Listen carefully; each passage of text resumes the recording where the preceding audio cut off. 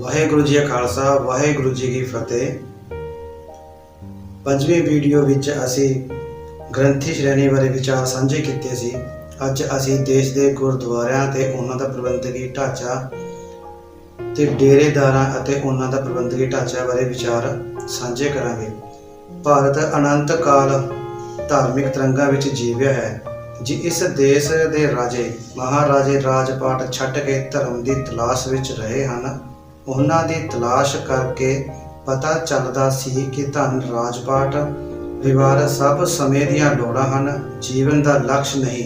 ਇਸੇ ਕਰਕੇ ਹਜ਼ਾਰਾਂ ਸਾਲ ਤੋਂ ਧਾਰਮਿਕ ਉਮੰਗ ਸਿਖਰ ਤੇ ਰਹੀ, ਜਿਸ ਦਾ ਸਦਕਾ ਇਸ ਦੇਸ਼ ਵਿੱਚ ਕਦਮ ਕਦਮ ਤੇ ਧਾਰਮਿਕ ਮੰਦਰ ਤਾਮੀਰ ਹੋਏ, ਜਿਨ੍ਹਾਂ ਦੇ ਗਗਨ ਚੁੰਬੀ ਕਲਸ਼ ਜੀਵਨ ਦੀਆਂ ਬੁਲੰਦੀਆਂ ਦਾ ਚਿਤਰਨ ਕਰਦੇ ਰਹੇ। ਪੱਛਮੀ ਸੱਭਿਅਤਾ ਦੇ ਪ੍ਰਭਾਵ ਹੇਠ ਭਾਰਤੀਆਂ ਨੇ ਵੀ ਆਪਣੀਆਂ ਲੋੜਾਂ ਇਸ ਕਦਰ ਵਧਾ ਲਈਆਂ ਕਿ ਸਮੁੱਚਾ ਜੀਵਨ ਇਸੇ ਵਿੱਚ ਖਚਿਤ ਹੋ ਕੇ ਰਹਿ ਗਿਆ। ਧਰਮ ਮੰਦਰਾਂ ਦੇ ਕਲਸ਼ ਗਗਨ ਮੰਡਲਾਂ ਨੂੰ ਛੂ ਰਹੇ ਹਨ ਅਤੇ ਜੀਵਨ ਰਸਾਤਲ ਵਿੱਚ ਚਲਿਆ ਗਿਆ। ਇਸ ਦਾ ਪ੍ਰਭਾਵ ਜ਼ਿੰਦਗੀ ਦੇ ਹਰ ਸ਼ੋਬੇ ਤੇ ਪੈਣਾ ਹੀ ਸੀ।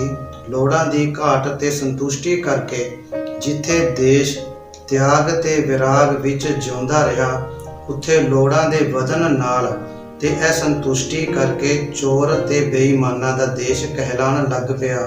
ਸ਼ਕਤੀਸ਼ਾਲੀ ਤੇ ਅਸੰਤੁਸ਼ਟ ਮਨੁੱਖ ਅਗਰਸਰ ਬਣੇ ਹੋਏ ਹਨ, ਇਹੀ ਰਾਜਨੀਤੀ ਚਲਾ ਰਹੇ ਹਨ, ਇਹੀ ਧਾਰਮਿਕ ਅਸਥਾਨਾਂ ਨੂੰ ਚਲਾ ਰਹੇ ਹਨ। ਇਸੇ ਕਰਕੇ ਧਾਰਮਿਕ ਰੂਪ ਲੁਪਤ ਹੁੰਦਾ ਜਾ ਰਿਹਾ ਹੈ। ਅਣਮਤਿਆਂ ਦੇ ਧਾਰਮਿਕ ਮੱਠ ਤੇ ਮੰਦਰ, ਪੁਜਾਰੀ, ਮਹੰਤ ਤੇ ਕਿਧਰੇ ਸਥਾਨਕ ਬਣੀਆਂ ਕਮੇਟੀਆਂ ਚਲਾ ਰਹੀਆਂ ਹਨ। ਹੂਬਹੂ ਸਿੱਖ ਧਰਮ ਦੇ ਗੁਰਦੁਆਰੇ ਡੇਰੇਦਾਰਾਂ ਅਤੇ ਨਿੱਜੀ ਕਮੇਟੀਆਂ ਦੇ ਅਧੀਨ ਚੱਲ ਰਹੇ ਹਨ। ਗੁਰਦੁਆਰਿਆਂ ਵਿੱਚ ਵੱਡੇ ਤੇ ਛੋਟੇ ਇਤਿਹਾਸਿਕ ਗੁਰਦੁਆਰੇ ਆਉਂਦੇ ਹਨ। ਡੇਰਿਆਂ ਦੀ ਰੂਪ ਰੇਖਾ ਵੀ ਇਹੀ ਹੈ। ਇੱਕ ਦੋ ਡੇਰੇਦਾਰਾਂ ਨੂੰ ਛੱਡ ਕੇ ਬਾਕੀਆਂ ਨੇ ਆਪਣੀਆਂ ਲੋੜਾਂ ਇਤਨੀਆਂ ਵਧਾ ਲਈਆਂ ਹਨ ਕਿ ਉਹਨਾਂ ਦੀ ਸ਼ਕਤੀ ਤੇ ਸਮਾਂ ਡੇਰਿਆਂ ਦੀਆਂ ਤੇ ਆਪਣੀਆਂ ਨਿੱਜੀ ਲੋੜਾਂ ਦੀ ਪੂਰਤੀ ਵਿੱਚ ਖਰਚ ਹੋ ਜਾਂਦਾ ਹੈ। ਧਰਮ ਇਹਨਾਂ ਦੀ ਦ੍ਰਿਸ਼ਟੀ ਵਿੱਚ ਵਿਕਾਊ ਮਾਲ ਹੈ। ਜੋ ਵੱਧ ਮੁੱਲ ਪਾਉਂਦਾ ਹੈ ਉਸ ਦੀ ਖਾਤਰ ਤਵੱਜਾ ਹੁੰਦੀ ਹੈ, ਬਾਕੀਆਂ ਨੂੰ ਨਜ਼ਰ ਅੰਦਾਜ਼ ਕੀਤਾ ਜਾਂਦਾ ਹੈ। ਡੇਰੇਦਾਰ ਚੂੰਕਿ ਡੇਰਿਆਂ ਵਿੱਚ ਹੀ ਰਹਿੰਦੇ ਹਨ ਤੇ ਆਏ ਗਏ ਦਾ ਉਸ ਦੀ ਹੈਸੀਅਤ ਮੁਤਾਬਕ ਖਿਆਲ ਰੱਖਦੇ ਹਨ। ਕਥਾ ਕੀਰਤਨ ਦਾ ਪ੍ਰਵਾਹ ਚਲਾਈ ਰੱਖਦੇ ਹਨ, ਜਿਸ ਕਰਕੇ ਆਮ ਸੰਗਤਾਂ ਵਿੱਚ ਇਹਨਾਂ ਦੀ ਛਾਪ ਬਣੀ ਰਹਿੰਦੀ ਹੈ। ਸੰਗਤਾਂ ਦਾ ਇੱਕ ਵੱਡਾ ਹਿੱਸਾ ਇਹਨਾਂ ਨਾਲ ਜੁੜਿਆ ਰਹਿੰਦਾ ਹੈ, ਜਿਸ ਕਰਕੇ ਰਾਜਨੀਤਿਕ ਲੋਕ ਵੀ ਵੋਟਾਂ ਦੇ ਵਸ ਹੋ ਇਹਨਾਂ ਦੀ ਖੁਸ਼ਾਮਦ ਲਈ ਇਹਨਾਂ ਦੀ ਪਰਿਕਰਮਾ ਕਰਦੇ ਹਨ। ਦੋਨਾਂ ਦਾ ਸੰਪਰਕ ਅਹੰਕਾਰ ਪੂਰਤੀ ਤੇ ਸਵਾਰਥ ਪੂਰਤੀ ਦੇ ਹੁੰਦਾ ਹੈ। ਰਾਜਨੀਤਿਕ ਡੇਰੇਦਾਰ ਦੇ ਨਾਮ ਤੇ ਵੋਟਾਂ ਬਟੋਰਦਾ ਹੈ ਤੇ ਡੇਰੇਦਾਰ ਰਾਜਨੀਤਿਕਾਂ ਨੂੰ ਆਪਣੇ ਕਦਮਾਂ ਤੇ ਚੁੱਕਿਆ ਦੱਸਦਾ ਹੈ। ਭੋਲੀਆਂ ਸੰਗਤਾਂ ਇਹਨਾਂ ਦੋਨਾਂ ਦੇ ਜਾਲ ਵਿੱਚ ਫਸੀਆਂ ਦਿਸਦੀਆਂ ਹਨ। ਇਸ ਤਰ੍ਹਾਂ ਗੁਰਮਤਿ ਸੰਦੇਸ਼ ਤੇ ਗੁਰੂ ਦਾ ਗਿਆਨ ਓਲੇ ਰੱਖ ਦਿੱਤਾ ਜਾਂਦਾ ਹੈ। ਹੱਥਾਂ ਦੀਆਂ ਉਂਗਲਾਂ ਤੇ ਗਿਣੇ ਜਾਣ ਵਾਲੇ ਉਹ ਡੇਰੇਦਾਰ ਜੋ ਗੁਰੂ ਚਿੰਤਨ ਕਰਕੇ ਸੰਤੁਸ਼ਟ ਹਨ ਤੇ ਜਿਨ੍ਹਾਂ ਨੇ ਲੋੜ ਨੂੰ ਘਟਾਇਆ ਹੋਇਆ ਹੈ, ਉਹਨਾਂ ਵਿੱਚ ਪਖੰਡ ਦਾ ਅਡੰਬਰ ਰਚ ਦੂਜਿਆਂ ਤੇ ਪ੍ਰਭਾਵ ਪਾਉਣ ਦੀ ਰੁਚੀ ਨਹੀਂ ਹੁੰਦੀ, ਬਲਕਿ ਉਹਨਾਂ ਦੀ ਨਾਮ ਰਸ ਵਾਲੀ ਜ਼ਿੰਦਗੀ ਦਾ ਆਪਣੇ ਆਪ ਹੀ ਪ੍ਰਭਾਵ ਪੈਂਦਾ ਹੈ। ਪਰੰਤੂ ਇਹ ਨਾਮ ਮਾਤਰ ਹੀ ਹਨ। ਬਹੁਤੇ ਡੇਰੇਦਾਰਾਂ ਦਾ ਪ੍ਰਬੰਧਕੀ ਢਾਂਚਾ ਆਪਣੇ ਆਪ ਨੂੰ ਪ੍ਰਗਟ ਕਰਨ ਵਿੱਚ ਲੱਗਿਆ ਹੋਇਆ ਹੈ। ਜੀਵਨ ਵਿੱਚ ਗੁਰੂ ਦੀ ਜੋਤ ਪ੍ਰਗਟ ਹੋਵੇ, ਬਾਣੀ ਤੇ ਬਾਣਾ ਤਨ ਤੇ ਝਲਕੇ, ਐਸੀ ਇਹਨਾਂ ਦੀ ਧਾਰਨਾ ਨਹੀਂ ਹੈ। ਕੁੱਲ ਮਿਲਾ ਕੇ ਇਹਨਾਂ 5 ਦਹਾਕਿਆਂ ਵਿੱਚ ਕੋਈ ਕੌਮ ਉਸਾਰੂ ਕੰਮ ਨਹੀਂ ਹੋਇਆ। ਇਹ ਸਿਰਫ ਮਕਰਾਣੇ ਦੇ ਮਾਰਬਲ, ਮਹਾਰਾਸ਼ਟਰ ਦੇ ਸਾਗਵਾਨ, ਈਰਾਨ ਦੇ ਕਾਲੀਨ ਤੇ ਵਿਦੇਸ਼ੀ ਕਾਰਾਂ ਦੇ ਹੀ ਡੇਰੇ ਬਣ ਗਏ। ਇਹ ਸੰਪત્ਤੀ ਕਰਕੇ ਤੇ ਸੰਪत्ति ਦੀ ਗੱਦੀ ਹੋਣ ਕਰਕੇ ਸਾਧ ਲੜਦੇ ਝਗੜਦੇ ਦੇਖੇ ਗਏ, ਅਦਾਲਤਾਂ ਵਿੱਚ ਮੁਕੱਦਮੇਬਾਜ਼ੀ ਕਰਦੇ ਦੇਖੇ ਗਏ। ਅਹੰਕਾਰ ਦੀ ਪੂਰਤੀ ਲਈ ਤੇ ਵਾਸ਼ਨਾ ਦੀ ਪੂਰਤੀ ਲਈ ਜੋ ਗ੍ਰਸਤੀਆਂ ਨੂੰ ਕਰਨਾ ਚਾਹੀਦਾ ਹੈ ਉਹ ਡੇਰੇਦਾਰ ਕਰਦੇ ਹਨ। ਇਸ ਕਰਕੇ ਉਹਨਾਂ ਦੀ ਜ਼ਿੰਦਗੀ ਤੋਂ ਤਿਆਗ ਅਤੇ ਵਿਰਾਗ ਦੀ ਜ਼ਿੰਦਗੀ ਦੀ ਛਾਪ ਸੰਗਤ ਨੂੰ ਨਹੀਂ ਮਿਲਦੀ। ਬੱਦਲੀਆਂ ਦੀ ਛਾਂ ਦੀ ਤਰ੍ਹਾਂ ਉਹਨਾਂ ਦਾ ਅਸਰ ਸੰਗਤਾਂ ਤੋਂ ਉੱਠ ਜਾਂਦਾ ਹੈ ਤੇ ਧੁੱਪ ਤੋਂ ਸਤਾਏ ਲੋਕ ਇਹਨਾਂ ਬੱਦਲੀਆਂ ਪਿੱਛੇ ਦੌੜੇ ਫਿਰਦੇ ਹਨ, ਜੋ ਨਾ ਵਰਸਦੀਆਂ ਹਨ ਤੇ ਨਾ ਹੀ ਟਿਕਾਵੀਆਂ ਹਨ। ਇਸੇ ਤਰ੍ਹਾਂ ਕਮੇਟੀ ਦੇ ਅਧੀਨ ਚੱਲ ਰਹੇ ਗੁਰਦੁਆਰੇ ਅਤੇ ਪ੍ਰਬੰਧਕੀ ਢਾਂਚਾ ਦੇਸ਼ ਦੀ ਗੁਰਸਿੱਖ ਸੰਗਤ ਵਿੱਚ ਧਰਮ ਦੀ ਲਾਲਸਾ ਪ੍ਰਬਲ ਹੈ। ਸੇਵਾ ਦਾਨ ਪੁੰਨ ਦੀ ਛਾਪ ਕਦਮ ਕਦਮ ਤੇ ਦਿਖਾਈ ਦਿੰਦੀ ਹੈ ਤੇ ਕਥਾ ਸੁਣਨ ਦਾ ਸ਼ੌਂਕ ਠਾਠਾ ਮਾਰਦਾ ਹੈ, ਪਰ ਪ੍ਰਬੰਧਕੀ ਢਾਂਚਾ ਰਾਜਨੀਤਿਕ ਸਵਾਰਥੀ ਤੇ ਬਾਜ਼ਾਰੀ ਹੈ। ਸਵਾਰਥ ਤੇ ਰਾਜਨੀਤੀ ਲਈ ਮੈਂਬਰਾਂ ਦੀ ਖਰੀਦੋ ਫਰੋਖਤ ਵੀ ਚੱਲਦੀ ਹੈ। ਸੰਗਤਾਂ ਰੱਬੀ ਰਸ ਵਿੱਚ ਡੁੱਬ ਕੇ ਲੀਨ ਹੋਣਾ ਚਾਹੁੰਦੀਆਂ ਹਨ। ਪ੍ਰਬੰਧਕ ਇਸੇ ਹੀ ਇਕੱਠ ਦੇ ਆਸਰੇ ਰਾਜਨੀਤਿਕ ਖੇਤਰ ਵਿੱਚ ਪ੍ਰਗਟ ਹੋਣਾ ਚਾਹੁੰਦਾ ਹੈ ਔਰ ਸਫਲਤਾ ਮਿਲੀ ਤਾਂ ਕਹਿੰਦਾ ਹੈ ਕਿ ਸਾਡਾ ਧਰਮ ਤੇ ਰਾਜਨੀਤਿਕ ਢਾਂਚਾ ਇੱਕ ਹੈ। ਇੱਕ ਦੋ ਮੁਰਾਦ ਕੀ ਹੈ, ਇਸ ਦਾ ਬੋਧ ਬਿਲਕੁਲ ਹੀ ਨਹੀਂ ਹੈ। ਰਾਜਨੀਤੀ ਸੱਤਾ ਹੈ, ਧਰਮ ਸੱਤ ਹੈ। ਧਰਮ ਨੂੰ ਸੱਤ ਨੂੰ ਜ਼ਿੰਦਗੀ ਦੇ ਹਰ ਸ਼ੋਭੇ ਨਾਲ ਜੋੜਨਾ ਹੈ ਤਾਂ ਕਿ ਜ਼ਿੰਦਗੀ ਦਾ ਹਰ ਪਹਿਲੂ ਉਸਾਰੂ ਤੇ ਪਵਿੱਤਰ ਹੋਵੇ। ਰਾਜਨੀਤੀ ਸੇਵਕ ਬਣ ਦੇਸ਼ ਕੌਮ ਦੀ ਤਾਮੀਰ ਕਰੇ, ਪਰਿਵਾਰਿਕ ਰਿਸ਼ਤਿਆਂ ਵਿੱਚ ਪ੍ਰੇਮ ਦੀ ਲਹਿਰ ਦੌੜੇ ਤੇ ਵਿਆਪਕ ਜ਼ਿੰਦਗੀ ਵਿੱਚ ਝੂਠ ਬੇਈਮਾਨੀ ਨਸ਼ਟ ਹੋਵੇ ਅਤੇ ਸੱਤ ਦੀ ਧਰਮ ਦੀ ਛਾਪ ਹਰ ਸ਼ੋਭੇ ਤੇ ਲੱਗੀ ਹੋਵੇ। ਪਰੰਤੂ ਰਾਜਨੀਤੀ ਦੇ ਕੱਪੜਿਆਂ ਵਿੱਚ ਜਿੰਦ ਜਾਨ ਨਹੀਂ ਹੈ। ਸਮਾਜ ਤੇ ਅਰਥ ਵਿਵਸਥਾ ਧਰਮਹੀਣ ਹੈ। ਪ੍ਰਬੰਧਕੀ ਢਾਂਚਾ ਜਿਸ ਦੀ ਜ਼ਿੰਮੇਵਾਰੀ ਸੀ ਕਿ ਉਹ ਸੰਗਤ ਨੂੰ ਗੁਰੂ ਨਾਲ ਜੋੜਦਾ ਅਤੇ ਖੁਦ ਵੀ ਜੁੜਦਾ, ਪਰ ਧਰਮ ਦੀ ਸਾਰੀ ਸ਼ਕਤੀ ਉਹ ਸੱਤਾ ਤੱਕ ਪਹੁੰਚਣ ਲਈ ਖਰਚ ਕਰ ਰਿਹਾ ਹੈ। ਇਸ ਤਰ੍ਹਾਂ ਸਿੱਖ ਗੁਰਦੁਆਰੇ ਰਾਜਨੀਤੀ ਦੇ ਅਖਾੜੇ ਬਣਦੇ ਜਾ ਰਹੇ ਹਨ। ਦਿਸ਼ਾਹੀਨ ਸੰਗਤਾਂ ਭਿੰਡੀ ਗੁਰੂਆਂ ਦੇ ਜਾਲ ਵਿੱਚ ਫਸ ਰਹੀਆਂ ਹਨ। ਕੌਮ ਦੀ ਜਵਾਨੀ ਬਾਣੀ ਤੇ ਬਾਣੇ ਤੋਂ ਮੁਨਕਰ ਹੁੰਦੀ ਜਾ ਰਹੀ ਹੈ। ਪ੍ਰਬੰਧਕੀ ਢਾਂਚੇ ਦੀ ਕਾਮਯਾਬੀ ਇਸ ਤੇ ਮੁਨਸਰ ਸੀ ਕਿ ਸੰਗਤ ਵਿੱਚ ਸਿਮਰਨ ਦੇ ਦੌਰ ਦਾ ਵਾਧਾ ਤੇ ਪੰਗਤ ਵਿੱਚ ਸੇਵਾ ਚੱਲ ਸਕੇ। ਸਿਮਰਨ ਕਰਕੇ ਸੰਗਤਾਂ ਪ੍ਰਭੂ ਨਾਲ ਜੁੜ ਸਕਣ ਤੇ ਸੇਵਾ ਦੁਆਰਾ ਲੋੜਵੰਦਾਂ ਦੀ ਪੂਰਤੀ ਕੀਤੀ ਜਾ ਸਕੇ। ਰਿਹਾਇਸ਼ ਲੰਗਰ ਪਾਣੀ ਦਾ ਬੰਦੋਬਸਤ ਤਸੱਲੀ ਬਖਸ਼ ਹੋਵੇ, ਜਿਹੜੀ ਕਿ ਗੁਰੂ ਘਰ ਦੀ ਆਦਿ ਪਰੰਪਰਾ ਹੈ। ਪਰ ਦੇਸ਼ ਦੇ ਬੇਸ਼ਤਰ ਗੁਰਦੁਆਰਿਆਂ ਵਿੱਚ ਸੰਗਤ ਪੰਗਤ ਦੀ ਰੂਪ ਰੇਖਾ ਦੇਖਣ ਨੂੰ ਨਹੀਂ ਮਿਲਦੀ। ਗੁਰਦੁਆਰੇ ਬਣਾਉਣ ਦਾ ਅਸਲੀ ਮਕਸਦ ਇਹੀ ਖੋ ਗਿਆ। ਗੁਰਦੁਆਰੇ ਦਾ ਟਕਸਾਲ ਸਨ ਜਿਸ ਵਿੱਚ ਸਿੱਖੀ ਦਾ ਸਿੱਕਾ ਘੜਨਾ ਸੀ। ਵੈਸੇ ਸੁੰਦਰ ਟਕਸਾਲਾਂ ਹਰ ਥਾਂ ਮੌਜੂਦ ਹਨ, ਪਰ ਇੱਕ ਅੱਧ ਨੂੰ ਛੱਡ ਕੇ ਸਿੱਖੀ ਸਰੂਪ ਵਿੱਚ ਘੜਨ ਦਾ ਉਦਮ ਕਿਧਰੇ ਵੀ ਦਿਖਾਈ ਨਹੀਂ ਦਿੰਦਾ। ਰਾਜਨੀਤਿਕ ਹੱਥਾਂ ਵਿੱਚ ਪ੍ਰਬੰਧ ਹੋਣ ਕਰਕੇ ਪ੍ਰਬੰਧਕ ਆਪਣੇ ਆਪ ਨੂੰ ਹੁਕਮਰਾਨ ਸਮਝਣ ਲੱਗ ਪੈਂਦੇ ਹਨ ਅਤੇ ਇਹੀ ਹੁਕਮਰਾਨੀ ਸੂਬਾ ਰਾਗੀ ਪ੍ਰਚਾਰਕ ਗ੍ਰੰਥੀਆਂ ਨੂੰ ਮਹਿਕੂਮ ਬਣਾ ਕੇ ਰੱਖ ਦਿੰਦਾ ਹੈ ਤੇ ਸਭ ਜੀ ਹਜ਼ੂਰੀਏ ਹੋ ਜਾਂਦੇ ਹਨ। ਉਹਨਾਂ ਲਈ ਇਹ ਸੇਵਾ ਸਿਰਫ ਮੁਲਾਜ਼ਮਤ ਹੀ ਰਹਿ ਜਾਂਦੀ ਹੈ। ਭਾਰਤ ਦੇ ਸਰਕਾਰੀ ਮੁਲਾਜ਼ਮਾਂ ਵਾਂਗ ਕੀ ਕੰਮ ਨਹੀਂ ਕਰਨਾ ਤੇ ਤਨਖਾਹ ਚੋਖੀ ਲੈਣੀ। ਸਹਿਜੇ ਸਹਿਜੇ ਇਹਨਾਂ ਦੀ ਆਪਣੀ ਕੋਈ ਧਾਰਮਿਕ ਸੋਚਣੀ ਨਹੀਂ ਰਹਿ ਜਾਂਦੀ। ਧਾਰਮਿਕ ਮਾਮਲਿਆਂ ਵਿੱਚ ਇਹਨਾਂ ਦੀ ਕੋਈ ਰਾਏ ਨਹੀਂ ਰਹਿ ਜਾਂਦੀ ਅਤੇ ਸਹਿਜੇ ਸਹਿਜੇ ਆਪਣੀ ਰਾਏ ਦੇਣ ਦਾ ਜਜ਼ਬਾ ਵੀ ਨਹੀਂ ਰਹਿੰਦਾ। ਅਗਰ ਸਤਸੰਗ ਦੀ ਲਹਿਰ ਕਿਧਰੇ ਕਿਧਰੇ ਚਲਦੀ ਦਿਖਾਈ ਦੇ ਰਹੀ ਹੈ ਤਾਂ ਇਹ ਗੁਰੂ ਦੀ ਕਲਾ ਹੈ ਤੇ ਇਤਿਹਾਸਿਕ ਅਸਥਾਨਾਂ ਦਾ ਅਸਰ ਹੈ। ਪ੍ਰਬੰਧਕੀ ਢਾਂਚੇ ਹੇਠ ਚੱਲਣ ਵਾਲੇ ਗੁਰਦੁਆਰਿਆਂ ਦੇ ਮੁਲਾਜ਼ਮਾਂ ਵਿੱਚ ਪ੍ਰਚਾਰ ਦੀ ਮੰਗ ਨਹੀਂ, ਜਿਸ ਕਰਕੇ ਨਵੀਂ ਪਨੀਰੀ ਨੂੰ ਕੋਈ ਸੂਝ ਦਿਸ਼ਾ ਨਹੀਂ ਮਿਲਦੀ।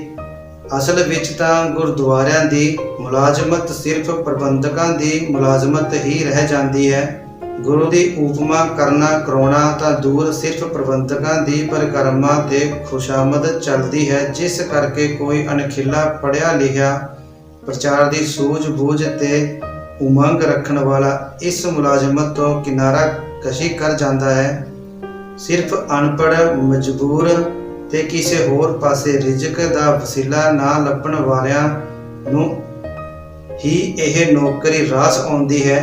20ਵੀਂ ਸਦੀ ਵਿੱਚ ਇਹਨਾਂ ਗੁਰਦੁਆਰਿਆਂ ਦੇ ਰਾਹੀਂ ਕੋਈ ਗੁਰਮਤਿ ਸੇਧ ਨਹੀਂ ਮਿਲ ਰਹੀ, ਜਦ ਕਿ ਹਰ ਗੁਰਦੁਆਰੇ ਤੋਂ ਨੇੜੇ ਦੇ ਸ਼ਹਿਰ ਵਾਸੀਆਂ ਨੂੰ ਗੁਰਮਤਿ ਦੀ ਸੇਧ ਮਿਲਣੀ ਚਾਹੀਦੀ ਸੀ।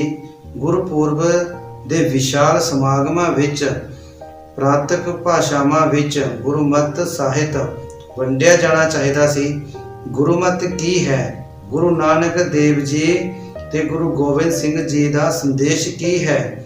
ਦੇਸ਼ ਵਾਸੀਆਂ ਨੂੰ ਇਸ ਦੀ ਭਰਪੂਰ ਜਾਣਕਾਰੀ ਦੇਣੀ ਚਾਹੀਦੀ ਸੀ ਤਾਂ ਕਿ ਉਹ ਗੁਰਮਤਿ ਨੂੰ ਸਮਝ ਸਕਣ ਤੇ ਗੁਰਮਤਿ ਦੇ ਨਿਕਟ ਆ ਸਕਣ।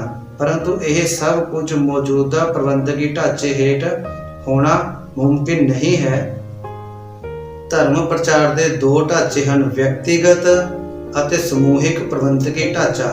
ਆਰੰਭ ਕਾਲ ਵਿੱਚ ਕਿਸੇ ਵੀ ਗੁਰੂ, ਅਵਤਾਰ ਜਾਂ ਪੈਗੰਬਰੀ ਪੁਰਸ਼ ਨੇ ਸੰਸਥਾ ਦੇ ਰੂਪ ਵਿੱਚ ਪ੍ਰਚਾਰ ਨਹੀਂ ਸੀ ਕੀਤਾ। ਉਹਨਾਂ ਦਾ ਹਿਰਦਾ ਗੁਣਾਂ ਦੀ ਮਹਿਕ ਨਾਲ ਖਿੜਿਆ ਹੋਇਆ ਇੱਕ ਫੁੱਲ ਸੀ। ਉਹ ਜਿੱਧਰੋਂ ਲੰਘਦੇ ਸਨ ਗੁਣਾਂ ਦੀ ਮਹਿਕ ਖਿਲਾਰਦੇ ਜਾਂਦੇ ਸਨ। ਉਹ ਜਲਦੇ ਹੋਏ ਰੋਸ਼ਨ ਦੀਪਕ ਸਨ, ਜੋ ਵੀ ਨੇੜੇ ਆਇਆ ਰੋਸ਼ਨ ਹੋ ਗਿਆ। ਉਸ ਦਾ ਰੋਸ਼ਨੀ ਵੰਡਣਾ ਇੱਕ ਧੋਖਾ ਹੈ, ਭਰਮ ਹੈ। ਗੁਣਹੀਣ ਹਿਰਦਿਆਂ ਦਾ ਗੁਣਾਂ ਦੀ ਮਹਿਕ ਵੰਡਣ ਦਾ ਨਾਰਾ ਝੂਠ ਹੈ, ਪਖੰਡ ਹੈ। ਸੋ ਪ੍ਰਮੁੱਖ ਅਵਤਾਰੀ ਪੁਰਸ਼ਾਂ ਦੇ ਰੋਸ਼ਨ ਹਿਰਦਿਆਂ ਤੇ ਰੋਸ਼ਨੀ ਲੈ ਅਵਤਾਰਾਂ ਦਾ ਦਾਇਰਾ ਵਸੀਹ ਤੇ ਵਿਆਪਕ ਹੁੰਦਾ ਹੈ। ਅਵਤਾਰੀ ਪੁਰਸ਼ਾਂ ਦੇ ਪ੍ਰਕਾਸ਼ਮਈ ਹਿਰਦਿਆਂ ਤੋਂ ਰੋਸ਼ਨੀ ਵੰਡਣ ਵਾਲਿਆਂ ਦੇ ਆਲੇ ਦੁਆਲੇ ਸੰਸਥਾ ਬਣਨੀ ਆਰੰਭ ਹੁੰਦੀ ਹੈ। ਫਿਰ ਛੋਟੀਆਂ ਵੱਡੀਆਂ ਕੌਮਾਂ ਦਾ ਜਨਮ ਹੁੰਦਾ ਹੈ। ਸਾਰੀਆਂ ਕੌਮਾਂ ਮੂਲ ਰੂਪ ਵਿੱਚ ਧਰਮ ਆਸ਼ਰਿਤ ਬਣੀਆਂ ਹਨ। ਫਿਰ ਧਰਮ ਦੇ ਪ੍ਰਬੰਧਕੀ ਢਾਂਚੇ ਹੇਠ ਪ੍ਰਬੰਧ ਕਰਨ ਦੇ ਵਸਾਇਲ ਪ੍ਰਗਟ ਹੋਏ। ਇਸ ਤਰ੍ਹਾਂ ਪਰੰਪਰਾ ਤੋਂ ਧਰਮ ਪ੍ਰਚਾਰ ਦੀਆਂ ਇਹ ਦੋ ਪ੍ਰਣਾਲੀਆਂ, ਵਿਅਕਤੀਗਤ ਤੇ ਸਮੂਹਿਕ, ਵਜੂਦ ਵਿੱਚ ਆਈਆਂ। ਪਤਾ ਨਹੀਂ ਕਿਤਨੀਆਂ ਧਾਰਮਿਕ ਧਾਰਾਵਾਂ ਅਤੇ ਮੁੱਲ ਨਾਲੋਂ ਟੁੱਟੀਆਂ। ਕਈ ਵਗਦੀਆਂ ਧਾਰਾਵਾਂ ਵਿੱਚੋਂ ਵਾੜੇ ਨਿਕਲੇ ਤੇ ਵਕਤ ਦੇ ਮਾਰੋਥਲ ਵਿੱਚ ਖੋ ਗਏ। ਕਈਆਂ ਨੂੰ ਸਮੇਂ ਦੀ ਤਪਸ਼ ਨੇ ਸੁਕਾ ਕੇ ਰੱਖ ਦਿੱਤਾ। ਲੇਕਿਨ ਫਿਰ ਵੀ ਮੂਲ ਰੂਪ ਵਿੱਚ 8 ਧਾਰਾਵਾਂ ਵਗ ਰਹੀਆਂ ਹਨ। 4 ਭਾਰਤ ਵਿੱਚ ਤੇ 4 ਮੱਧ ਪੂਰਬ ਵਿੱਚ। ਭਾਰਤ ਦੀਆਂ 4 ਸ਼ਾਖਾਵਾਂ ਇਹ ਹਨ: ਸਨਾਤਨ ਮਤ, ਬੁੱਧ ਮਤ, ਜੈਨ ਮਤ, ਸਿੱਖ ਮਤ ਅਤੇ ਮੱਧ ਪੂਰਬ ਵਿੱਚ ਯਹੂਦੀ, ਈਸਾਈ, ਪਾਰਸੀ ਅਤੇ ਇਸਲਾਮ। ਯਹੂਦੀ ਧਰਮ ਪੁਰਾਣਾ ਧਰਮ ਹੈ, ਜਦੋਂ ਕਿ ਇਸਲਾਮ ਨਵਾਂ ਹੈ। ਭਾਰਤ ਵਿੱਚ ਸਨਾਤਨ ਮਤ ਸਭ ਤੋਂ ਪੁਰਾਣਾ ਹੈ, ਸਿੱਖ ਮਤ ਸਭ ਤੋਂ ਨਵਾਂ ਤੇ ਤਾਜ਼ਾ ਹੈ। ਦੇਖਣ ਵਿੱਚ ਆਇਆ ਹੈ ਕਿ ਪ੍ਰਤਿਸ਼ਠਿਤ ਤੇ ਸ਼ਕਤੀਸ਼ਾਲੀ ਮੁਸਲਮਾਨ ਜਿਸ ਪਾਸੇ ਵੀ ਗਿਆ ਉਸ ਦੇ ਨਾਲ ਇਸਲਾਮ ਸੀ, ਜਿਸ ਕਰਕੇ ਮੁਸਲਮਾਨਾਂ ਦੇ ਨਾਲ ਇਸਲਾਮ ਫੈਲਦਾ ਗਿਆ। ਈਸਾਈ ਜਿੱਧਰ ਵੀ ਗਏ ਈਸਾਈਅਤ ਉਹਨਾਂ ਦੇ ਨਾਲ ਫੈਲੀ। ਬੋਧੀ ਭਿਕਸ਼ੂਆਂ ਦੇ ਰਾਹੀਂ ਬੁੱਧ ਧਰਮ Asia, Afghanistan, Iran, Uzbekistan, Tajikistan ਤੋਂ ਇਲਾਵਾ ਸਮੁੱਚੇ ਏਸ਼ੀਆ ਵਿੱਚ ਫੈਲਿਆ। ਮਹਾਤਮਾ ਬੁੱਧ ਏਸ਼ੀਆ ਦਾ ਚਾਨਣ ਕਹਿਲਾਇਆ। ਪਰ ਸਿੱਖ ਜਿੱਥੇ ਵੀ ਗਿਆ ਉਸ ਨਾਲ ਸਿੱਖੀ ਦਾ ਵਾਧਾ ਨਹੀਂ ਹੋਇਆ, ਬਲਕਿ ਖੁਦ ਵੀ ਉਹ ਆਪਣਾ ਸਿੱਖੀ ਸਰੂਪ ਗਵਾ ਬੈਠਾ। ਸਿੱਖ ਨੂੰ ਆਪਣੀ ਸੱਭਿਅਤਾ, ਭਾਸ਼ਾ ਤੇ ਧਰਮ ਤੇ ਮਾਣ ਨਹੀਂ ਸੀ। ਇਸ ਵਾਸਤੇ ਉਸ ਦੇ ਨਾਲ ਉਸ ਦੀ ਸੱਭਿਅਤਾ, ਭਾਸ਼ਾ ਤੇ ਧਰਮ ਨਾ ਜਾ ਸਕਿਆ, ਬਲਕਿ ਅਸਿੱਖ ਸਿੱਖ ਅਧਾਰਿਆਂ ਵਿੱਚ ਮੁਖੀ ਦੇਖਣ ਨੂੰ ਮਿਲੇ। ਗੀਤਾ ਦੇ ਸਿਧਾਂਤ ਸਵਾਮੀ ਵਿਵੇਕਾਨੰਦ, ਸਵਾਮੀ ਰਾਮਾ ਤੀਰਥ, ਹਰੇ ਰਾਮਾ ਹਰੇ ਕ੍ਰਿਸ਼ਨਾ ਦੀ ਲਹਿਰ ਦੇਸ਼ ਦੀ ਸੀਮਾ ਤੇ 7 ਸਮੁੰਦਰੋਂ ਪਾਰ ਲੰਘ ਕੇ ਵੀ ਪਹੁੰਚ ਗਏ। ਪਰ ਅਸੀਂ ਗੁਰੂਆਂ ਦੀ ਧਰਤੀ ਪੰਜਾਬ ਵਿੱਚ ਵੀ ਸਿੱਖੀ ਸਰੂਪ ਦੇ ਮਹਿਲ ਨੂੰ ਢਾਹ ਲਾ ਬੈਠੇ। ਪ੍ਰਬੰਧਕੀ ਢਾਂਚੇ ਤੇ ਵਿਅਕਤੀਗਤ ਢਾਂਚੇ ਨੂੰ ਆਪਣੀ ਸੋਚ ਦਾ ਮੁੱਦਾ ਬਣਾਉਣਾ ਚਾਹੀਦਾ ਹੈ ਕਿ ਐਸਾ ਕਿਉਂ ਹੋਇਆ। ਕਮਜ਼ੋਰੀਆਂ ਤਾਂ ਹਰ ਕੌਮ ਵਿੱਚ ਹੁੰਦੀਆਂ ਹਨ, ਜੈਸੇ ਕਿ ਹਿੰਦੂ ਵਿੱਚ ਵੀ ਟਿਕਾਓ ਹੈ। ਹਿੰਦੂ ਦੀ ਲੜਾਈ ਦਾ ਮੈਦਾਨ ਬਾਜ਼ਾਰ ਹੈ ਤੇ ਲੜਾਈ ਦਾ ਕਾਰਨ ਆਰਥਿਕ ਹੈ। ਮੁਸਲਮਾਨ ਵੀ ਮੁਸਲਮਾਨ ਨਾਲ ਲੜ ਰਿਹਾ ਹੈ, ਉਸ ਦੀ ਲੜਾਈ ਪਰਿਵਾਰਿਕ ਹੈ। चार शादियां, नित दे तलाक ते जोड़ करके इन्हां दी लड़ाई का कारण काम वासना है। सिख भी सिख नाल लड़ रहा है और खूब लड़ रहा है। इस दी लड़ाई दे मैदान गुरुद्वारे हैं ते लड़ाई का मूल कारण अहंकार है। धन गुरु नानक देव जी ने निर्माणता भरिया कौमी नाम सिख बख्शिश किया सी। सिख तो मुराद है कि मैं सिखना चाहता हाँ ते सच बारे मैं कुछ भी नहीं जानता, लेकिन सिख प्रबल अहंकार विच भर के गुरुद्वारियां विच ही लड़ रहा है, जबकि अपना सारा अहंकार गुरु अगे अर्पण कर देना चाहिए सी। इसे तरह गुरुद्वारियां विच प्रबंधकी लड़ाई ने धार्मिक विकास रोक रखा है, जबकि अनमतियां दा विकास चल रहा है। आम मनुखा ने हमेशा अपने आगुआं तो प्रेरणा लेनी हुंदी है। प्रचारक श्रेणी क्योंकि प्रबंधकों के अधीन है ते अपने स्वतंत्र सोचने विच असमर्थ हैं, जिस करके प्रबंधक ही सर्वा हैं पर धर्म तो कोरे हैं। सिख धर्म का विकास इस वक्त तां निराशाजनक है। प्रबंधकों का प्रभाव यह पै रहा है कि जना खना अपनी राजनीतिक हवस की पूर्ति लई गुरुद्वारे नूं वरतना चाहुंदा है। जिस राजनीतिक दलदल विचों सिख धर्म लंघ रहा है, इस तरह की दलदल विचों लंघ के ईसाइयां ने अपना सुधार कर लिया है।